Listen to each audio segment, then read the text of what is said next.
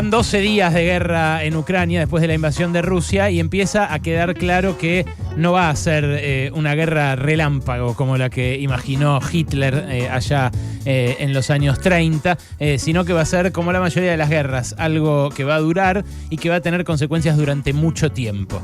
Esas consecuencias en parte van a ser económicas y en gran medida van a llegar a nuestro bolsillo, en una medida mucho mayor de la que nos imaginamos hasta ahora. Hay un aspecto poco explorado de esta guerra, que es su impacto en el precio de los alimentos. No solo en el precio, sino también en el abastecimiento de alimentos. Ya hay muchos países del mundo que empiezan a tener faltantes de alimentos, que empiezan a tener góndolas vacías a partir del corte en la cadena de suministros desde allá. Es poco sabido también, pero ahí en el Mar Negro hay como una especie de granero de Europa que abastece en buena medida a la Europa occidental, que no se autoabastece de alimentos, pero en gran medida también a Asia, y por eso influye tanto en el precio de las commodities. Mirá, la región Ucrania, Rusia, Bielorrusia representa el 60% de la producción mundial de aceite de girasol. Como la mayoría de los países producen girasol y lo consumen, o sea, no lo exportan, lo usan para su consumo local, explica más todavía de las exportaciones. Casi 80% de las exportaciones de girasol son de esa región. Ucrania es el principal productor mundial, con lo cual ya el aceite de girasol entró en crisis en todo el planeta. Hay otro aceite que nosotros no consumimos mucho, pero que es el más vendido del planeta, que es el aceite de palma.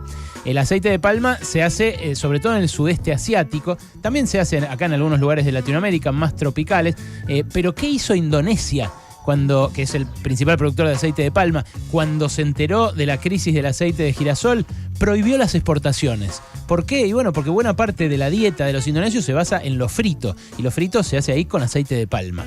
En el caso del trigo, las exportaciones de trigo de Ucrania son las quintas del mundo. Las primeras son las de Rusia, o sea que entre una y la otra explican una gran porción del abastecimiento de trigo del planeta. Esto impactó en España.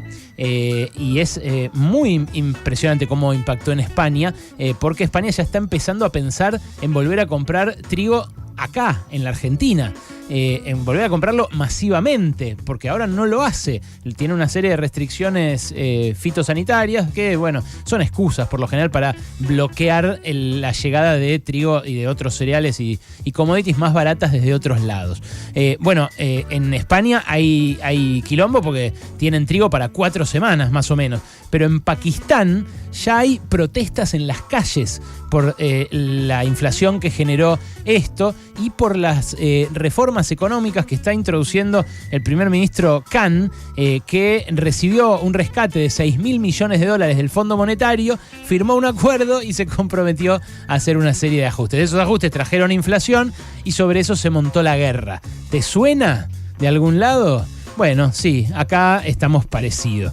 En Rusia, ya el año pasado, habían introducido retenciones móviles para la exportación de trigo, de maíz y de cebada.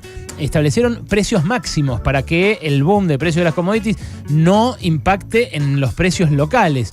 Y directamente, en diciembre del año pasado, o sea, antes de la guerra, pero cuando ya estaba todo bastante picado, restringieron la exportación de fertilizantes.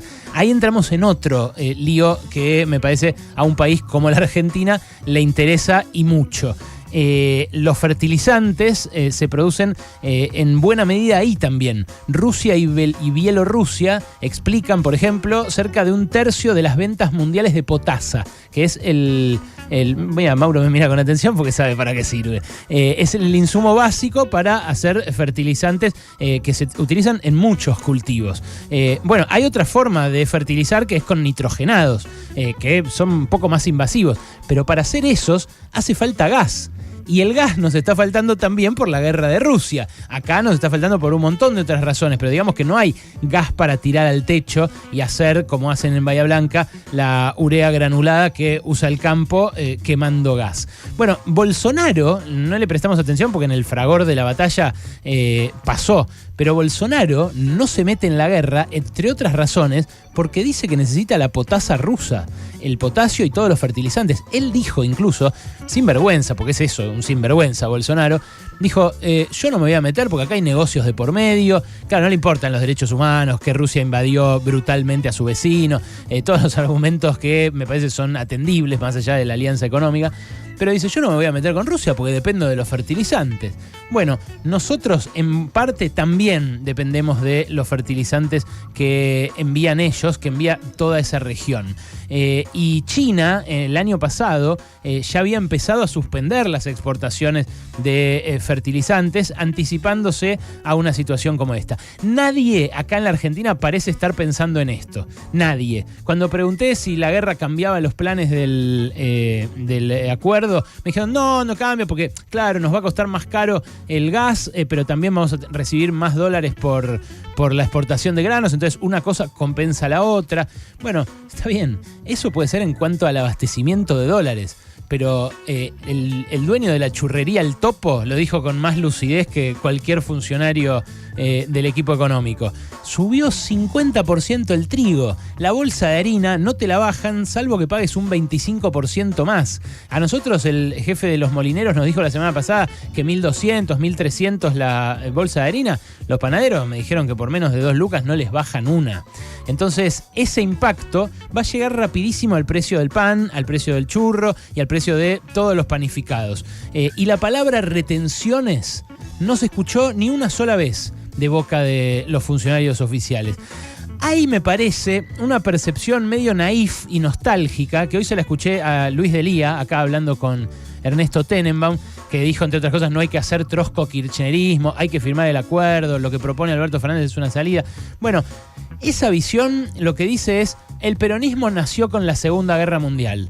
Cuando el mundo necesita alimentos, Argentina tiene para repartir. Entonces nos va a ir bien porque el mundo va a necesitar trigo, que no lo va a abastecer Ucrania, y acá vamos a tener, no solamente para que se lo queden los productores y los industrializadores, sino también para repartir.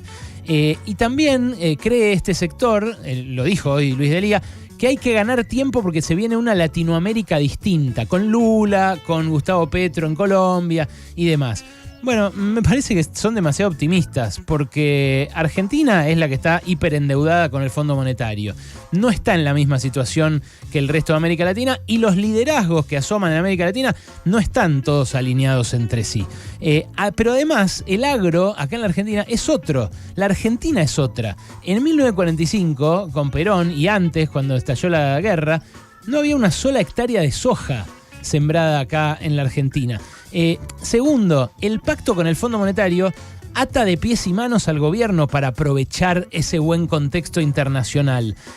Porque lo que establece es que si el Estado recauda más, tiene que ir eso a reducir el déficit, no a alimentar a la gente que se está cagando de hambre y que ahora va a tener más hambre, por lo que van a aumentar los precios de los alimentos. Tercero, parte del pacto con el Fondo Monetario habla de no subir las retenciones, que es lo que habría que hacer ahora ante la disparada de los commodities. Habla de bajarlas, porque hay una parte del pacto que dice vamos a firmar una ley para bajar retenciones a lo que se produzca de incremental. Bueno, eso va a hacer que en el promedio se va a pagar menos retenciones. Y además, lo que hacen los exportadores es quedarse con todos los dólares, porque declaran al principio de la cosecha lo que van a exportar, fijan el precio y después pagan retenciones por ese precio, no por el precio del momento en el que venden. Eso es lo que hizo que el año pasado, aún con la disparada de los precios, las arcas del Banco Central no tuvieran ese dinero y que en parte por eso nos vimos empujados a firmar este acuerdo que para mí es tan dañino, tan nocivo con el Fondo Monetario Internacional. Y lo de Latinoamérica, lo de que va a ser otra con Lula y con Petro, bueno, es en 2 años. No sé, en 1 año, en 2 años. La inflación es ya mismo. Y además, la historia no se repite. igual. No es que va a volver 20 años después el mismo Chávez, el mismo Kirchner, el mismo Lula, todo lo mismo, el mismo Correa, el mismo Evo Morales, todo lo que pasó ahí a principios de siglo. Entonces creo que el impacto de esta guerra va a ser mayor que el que creemos, y que por ahora en el gobierno no la ve absolutamente nadie. Están enfrascados en patear para adelante una deuda que ya sabemos que es impagable, y el riesgo que aparece es que empiece a haber hambre acá en nuestras pampas, aun cuando exportemos a lo loco, porque se la van a quedar esa que genere esa hiperexportación, un puñado, un oligopolio de empresas que domina el comercio exterior. También ahí es naif Delía, porque cree que estamos como con el Perón del IAPI. Y acá estamos con un Alberto Fernández que ni siquiera se animó a expropiar Vicentín, que nos debía a todos los argentinos 300 millones de dólares.